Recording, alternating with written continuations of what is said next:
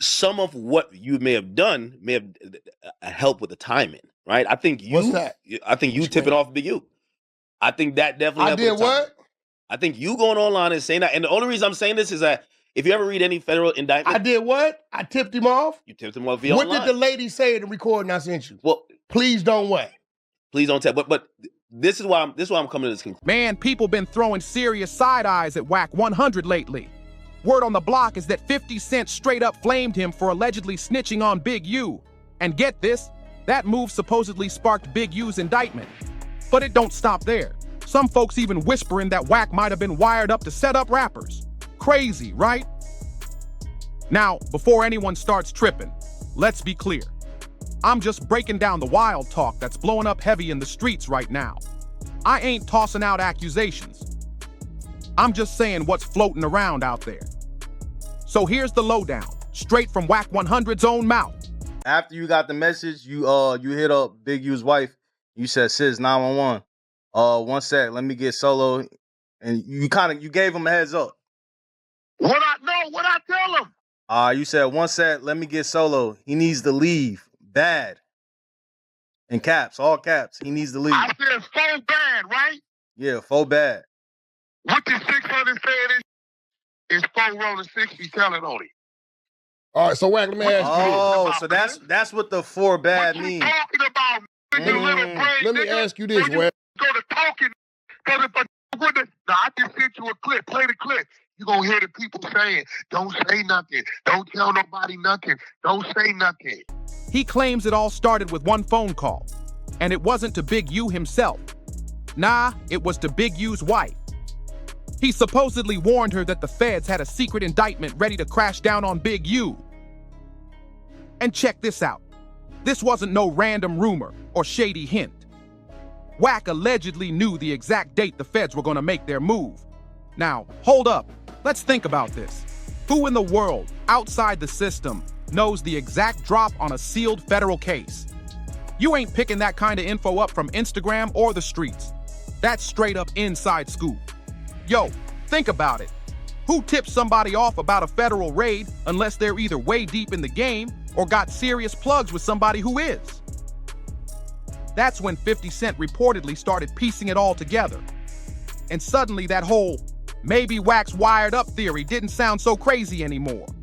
And nah, this ain't just barbershop gossip no more. This could be for real. But check it.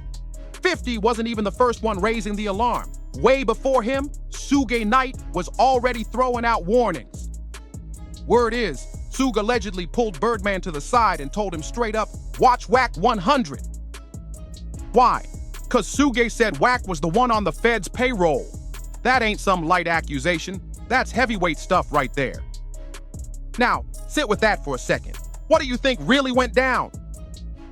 That warning from Wack 100 hit way different once people started realizing just how much inside juice he had from being knee-deep in the streets for years. I told you I'm doing my movie time I talked to you, and I told you I want you involved in it. But I'm not fucking with that trucker dude. That dude lied every aspect. Wack wasn't just running his mouth. He knew things. Then boom, the Big U situation popped off, and it was like a whole bomb exploded. A 43-count indictment came raining down, packed with RICO charges, extortion, wire fraud, the whole ugly package. On Peru, it was wild. But here's where it really made heads spin. The feds even linked Big U to a 2021 case about the tragic death of a young musician named RWW. But somehow, that detail didn't even make it into the full 75-page indictment. Now tell me that ain't shady as hell. So what's the real play here? Word out there is that Nevada's handling that part of the case separately. But trust, the street's been on fire about it. And guess what else? The feds straight up started digging through clubhouse rants and old podcast clips, stuff Wack 100 himself said online. And they're using his own words like courtroom receipts. This is where DJ Academic stepped in and caught the crazy vibes first. And he didn't hold back either. In an interview, he looked Wack dead in the eye and said, "I think you tipped off Big U." And instead of snapping back or denying it like a man with nothing to hide, Wack just laughed. Straight up laughed.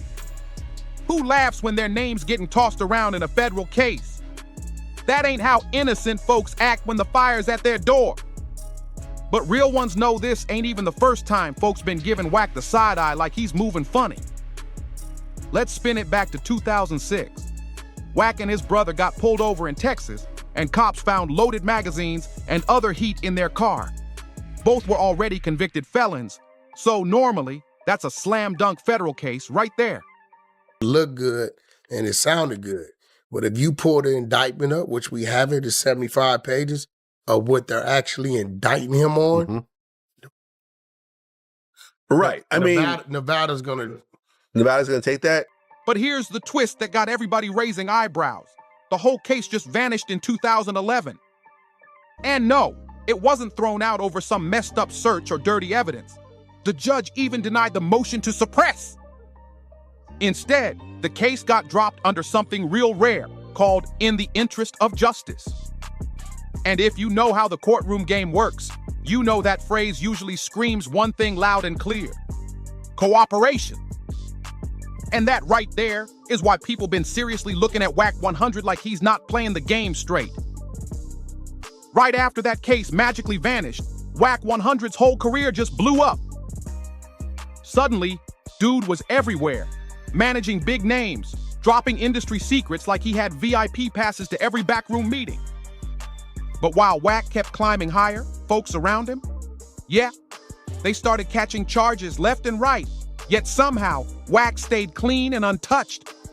And man, the shady vibes just kept stacking higher and higher. Some of what you may have done may have helped with the timing, right? I think you. What's that? I think you tipping off Big U. Then word hit the streets.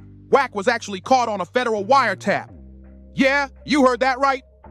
A recorded call with a dude named Stutterbox, a guy who's allegedly knee-deep in a major Fed case tied to the Main Street Mafia Crips. Now here's the crazy part. Sources who peeped the files say Wack wasn't just shooting the breeze on that call. He was connecting dots, helping lay pieces on the table. Some even believe Wack was out there helping the feds stitch the whole puzzle together. That's a real ugly look right there.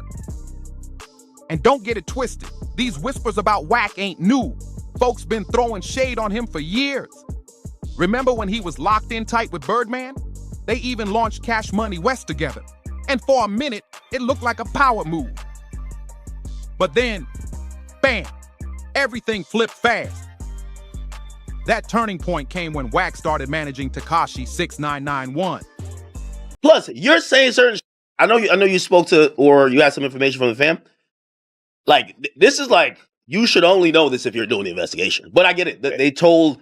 Yeah, that Tekashi.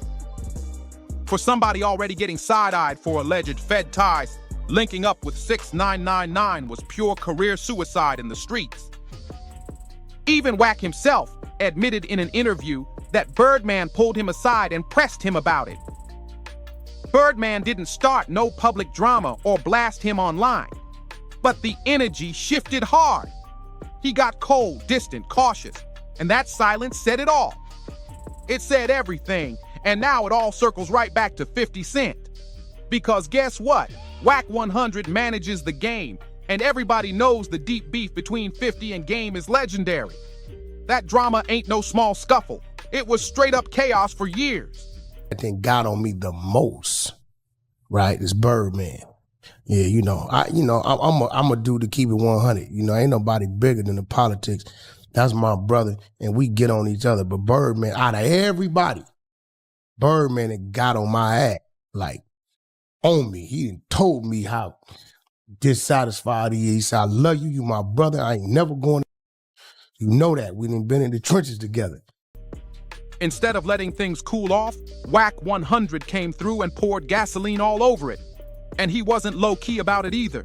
Nah, Wack jumped on every platform he could find, talking wild, spicy about 50 like he had zero filter. He was out there saying crazy stuff like 50's not from the streets anymore, and claiming the only reason 50 moves safe is because he's protected by the industry.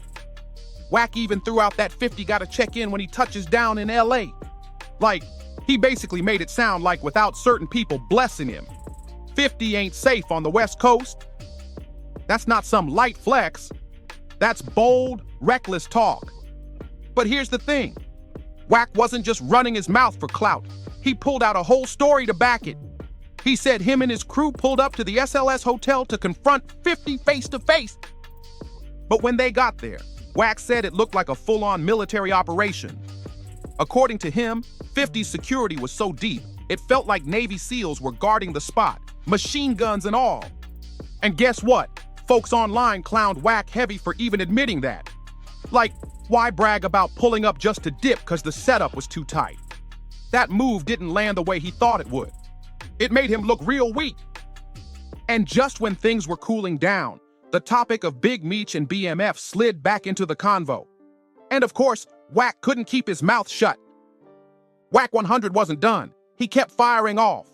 When I came in, I swear it was 50 and like 2 people. He was like 3 or 4 deep. Radio guys, like regular. So when I went over there, I said, yo, check this out. He's like, Wack, what's up? I said, man, game in the alley, 50 deep. It don't make sense for you to restrict him from coming in, and then you got to come out. He straight up accused 50 Cent of milking the whole BMF story for every dollar he could grab. Said 50 was using Big Meech's legacy to boost his own brand, making big profit off real people's pain. But here's where things get real strange. While Wack was out here loud, throwing shots like crazy, 50, man, he went dead silent. No slick Instagram captions, no memes, no power jokes, nothing. And for a dude who built his whole brand trolling and cooking people online, that kind of silence is screaming. It's not normal. It's loud as hell. That's when whispers turned into full-blown conversations. People close to the scene started saying the quiet part out loud. Maybe 50 ain't ignoring Wack out of strategy. Maybe it's for survival. Cause now there's real talk floating around that 50 believes Wack's way too close to some serious federal heat. And if he claps back, Wack might just be baiting him, setting a trap that could get real ugly and real legal, real fast. And right when the internet started heating up about this Wack might be connected theory, boom! The Big U indictment dropped. Suddenly, everything started clicking together like a dirty little puzzle. This wasn't just street gossip anymore. It was real life. Right by the Beverly Center. We thought we did. Somebody called us, told he was up there. I got up there. He came in. How deep were you? About 15. 15 people. Yeah, we wasn't that deep. A massive federal RICO case slammed down, stacked with 43 serious counts, calling out 18 members of the Rollin' 60s. But guess what? Guess whose name was nowhere on that hit list? Wack's name. Now here's where people really started squinting sideways. Even though Wack's name wasn't on the paperwork as a defendant, his voice was allegedly all over the supporting files. Like, how you deep in the convos the feds are using to build the whole case, but somehow you slide out without a single charge? Yeah, people are looking real sideways at that. That's the kind of thing that makes people start asking real ugly questions. And just when folks thought it couldn't get any more twisted, boom! Wack 100 dropped another bombshell. He claimed that Adam22, founder of No Jumper, got caught up in the whole RICO mess too. Wild, right? Especially since Wack's basically a regular over there, sitting comfy on that platform. And if that's true, this one hits real close to home. Wack even called in live to the No Jumper show and said he had just hopped off the phone with his lawyer. He was out here trying to get legal help down to Adam ASAP, telling them, don't let him say a single extra word. According to Wack, the feds scooped Adam up that same morning, then circled back looking for more. But then Wack slid in a wild detail. He admitted he didn't actually know what the feds wanted from Adam. He just assumed they were pressing him about something heavy. Now the whole scene turned into a swirling mess of confusion and wild speculation. Just when it looked like things were spiraling out of control, Adam22 stepped in and shut it down himself. He went public and flat out denied everything. Said he was never arrested, never questioned, and definitely not under investigation. And just to keep it spicy, Adam threw some slick shade back at Wack. He said Wack's got an overactive imagination and made it real clear that for now, he's good and not in any kind of trouble. But real ones know. How long can that for now really hold up? Things twisted again when Adam22 admitted, yeah, the feds actually did pull up to his spot and chopped it up with his lawyer. We got up there, we came in and shit. You had Navy SEALs with him. 2 in all directions. Probably about 6 of them. Walkies in their ear, vested, strapped to their thigh, bullies on them, semis on them, magazine cartridges. I said, yeah. He ain't slipping. Today's not the day. Nah, 50 move different. But here's the part that really made people double take. According to Adam, the feds weren't there to arrest or grill him. They were looking for a cease and desist letter from Big U. Yep, that same Big U. That letter was demanding No Jumper take down a podcast episode where Loose Cannon allegedly said some heavy stuff about Big U. It got even heavier when folks started claiming Wack 100 had prior knowledge about what was going to happen to Nipsey Hussle before it even went down. That's a massive accusation. And when the feds started chasing down that cease and desist letter tied to Big U, yeah, it raised serious eyebrows. Adam22 pointed out something wild, too. That letter ain't even mentioned in the original indictment or the criminal complaint. To him, the whole thing feels shady as hell. Like, what exactly are the feds digging into when it comes to Big U? And that's when the spotlight swung right back to Wack 100. Let's not forget, he's the one who tried to drag Adam into this whole messy situation from the jump. But here's the catch. Wack's name still ain't anywhere on the indictment. Somehow, some way, Wack always seems knee-deep in the dirt, but never in the hot seat. And trust, the streets noticed. The internet lit up, and people started dragging Wack like crazy.